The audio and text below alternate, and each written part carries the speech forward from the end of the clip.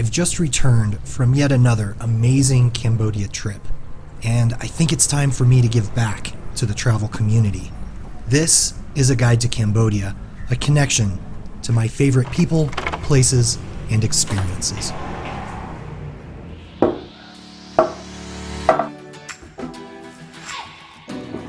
I believe we live in a very special time where a person can pack a bag, fly across the world, and be connected with only a few people that will take their adventure from ordinary to extraordinary.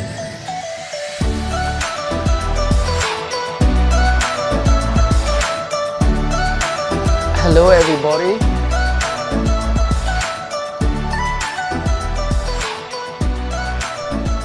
Whether you are a backpacker, a car driver, bus taker, or motorcycle rider, this video is for you.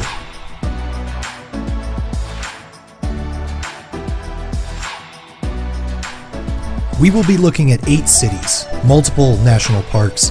We'll be going from the beaches to the jungles, and of course, the temples of Angkor. So with that, let's get started. For this video, I wanted to make something really different. I wanted to make a video that had actionable information that people could use to go explore the places that I love. Let's start with the first location, and that's Phnom Penh.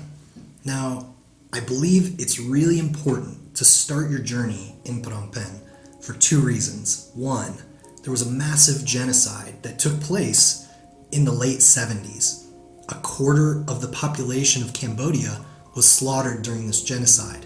So there is a real and visual remains of this horrible act that took place. You're going to see it in the faces of the people that you meet, and you need to go to 2 places while you're in Phnom Penh, and that's the Killing Fields and S21.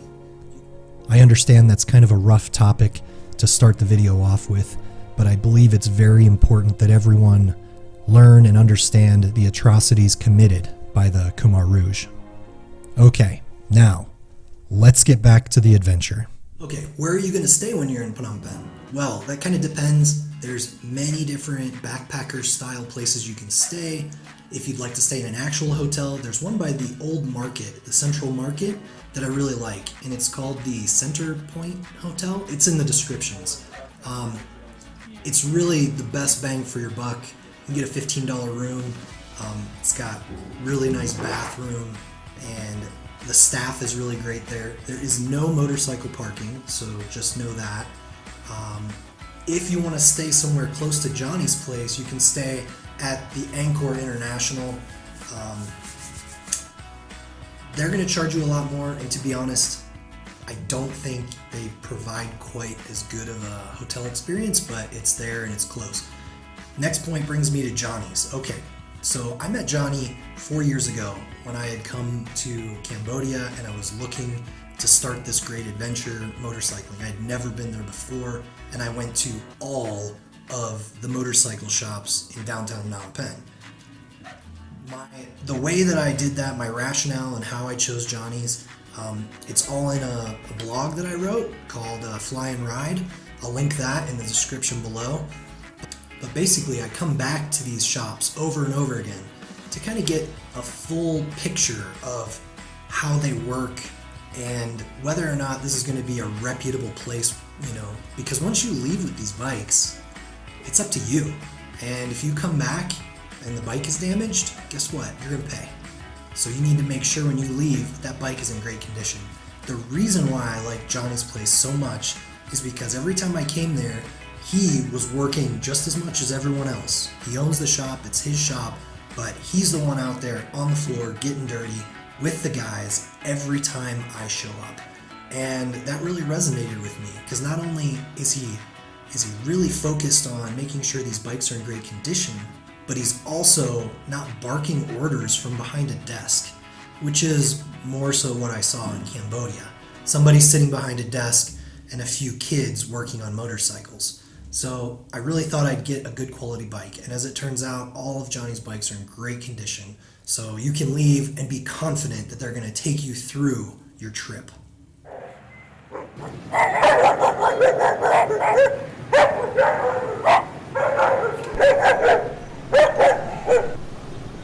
Cambodia is an assault on the senses. It's loud, it's chaotic, and it's in your face 24/7. But after you stay in Phnom Penh a few days, you start to see it for what it truly is. It's someone's home. For me to compare Phnom Penh to any other city in the world would be unfair.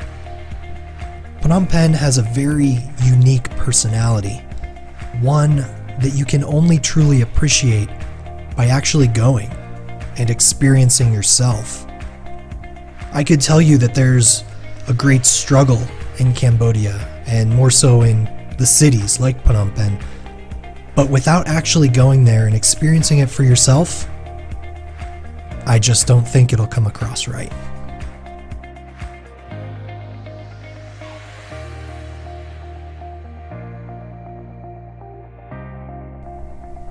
Alright, that about wraps it up for Phnom Penh and the first episode of a Cambodia guide.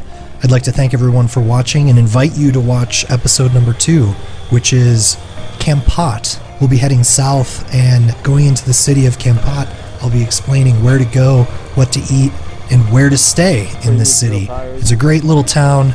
I highly recommend, if you get a chance to visit, that you do. But with that, I'd like to thank everyone again for watching, and I will see you in the next episode. ADV on.